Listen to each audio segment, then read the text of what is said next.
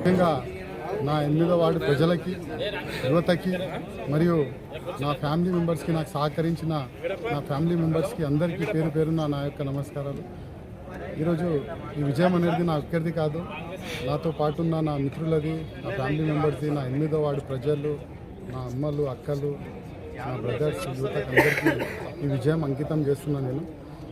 కావున 8వ వార్డుని ఎంతవరకు అయితే అంతవరకు నేను డెవలప్మెంట్ చేయడానికి కృషి చేస్తాను.